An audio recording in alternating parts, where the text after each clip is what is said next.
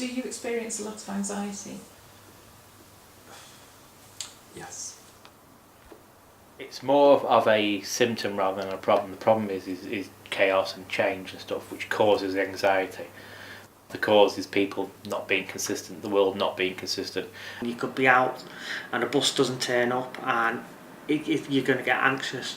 So it'd be good to have stuff that can support me with doing that and help me to get out of the house a bit more as well.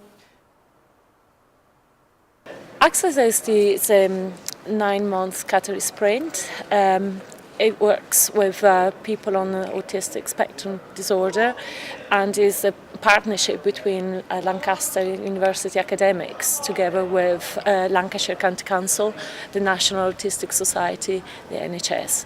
The key aim of the project is to develop technologies that may address anxiety management needs of adults on the high end of the spectrum.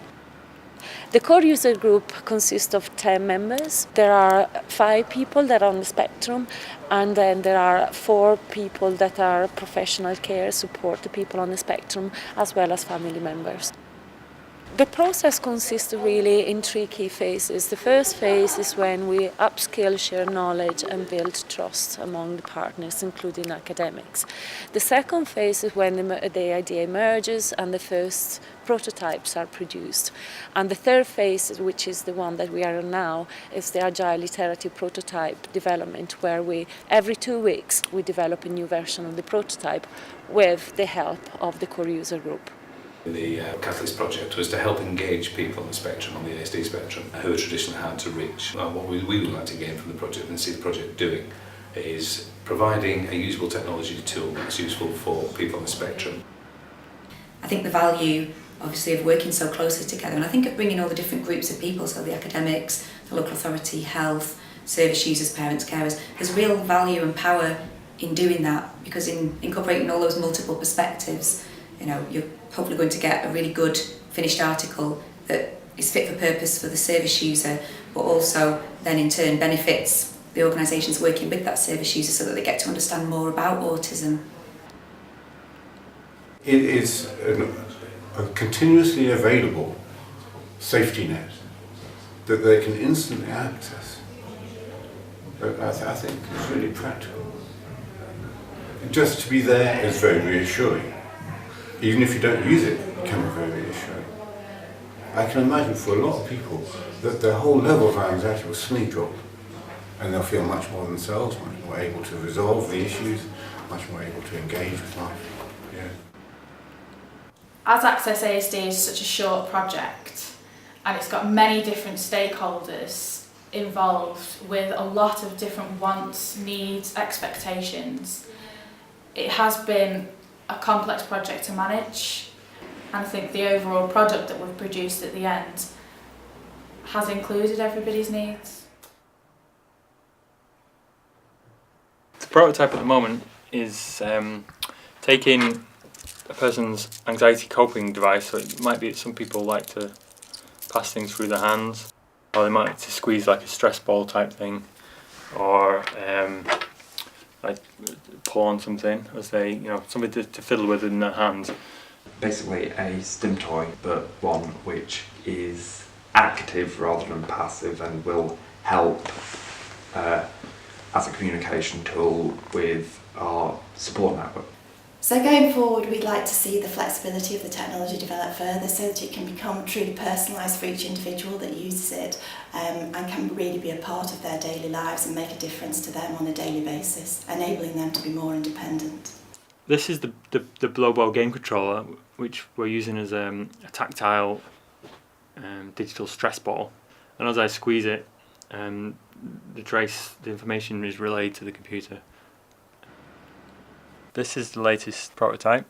The clasp application is really easy to set up to respond to different gestures. So here I'll add in that when I make 4 hard squeezes, I'm feeling stressed. I want it to send an SMS to my friend. So I just enter their number.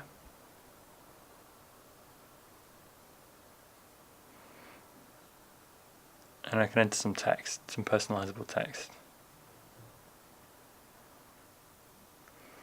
And I can also choose to send that person my GPS location as well.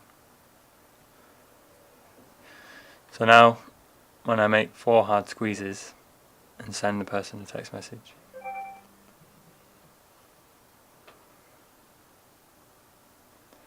so you can see it sent them that I'm feeling stressed and a link to my location. As well as sharing anxiety and stress levels with a social support network, the CLASP app allows the user to view their history of where they triggered responses from the CLASP system. And it allows the user to build up an idea of where and when they are when they get stressed, perhaps build up a picture of stressful locations or times of the day that cause these triggers. The CLASP system is very versatile, and in future there may be other devices we can connect to the system that can connect to different kinds of sensors. So it might be that we use this variable resistance stretchy cord that changes resistance when you stretch it. That might make a pull cord, or maybe some kind of bracelet or something. Or it might be this kind of flex sensor that could be attached to something that the user bends and plays with in their hands. The usage being recorded by the Arduino and transmitted back to the mobile. We use existing technologies and social networking platforms because it allows us to quickly build something, and it allows us to then use that to quickly get feedback on the direction that the system design is going, and allows us to iterate on that and build on and refine those ideas, rather than building something from scratch, which could take a long time and not be a good fit. One of our key objectives in the development of the system is to embed values in the system features, which means to be understanding exactly what are the key user requirements, not just from a technical perspective, but from their value perspective. I'll give you a very practical example. We ended up choosing like Diaspora as a social network platform because the core user group wanted something that they could trust and where the privacy was protected and respected. I think the idea that through the app you can have a peer network, so you're not necessarily just communicating with one person.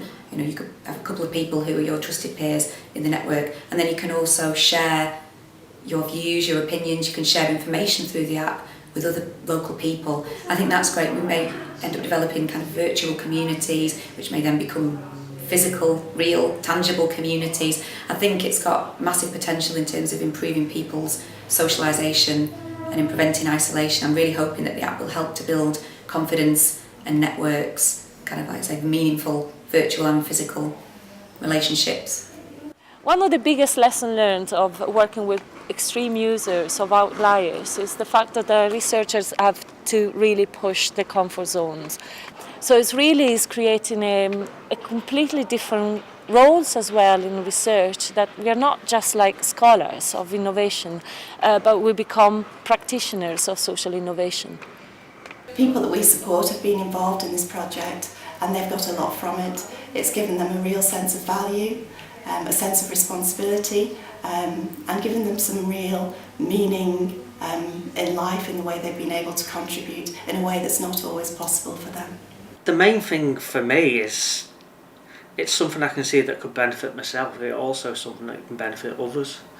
I've always wanted to get involved in doing something that's helped others, and also to do it in a way where it was something close to my heart, and obviously autism's close to my heart.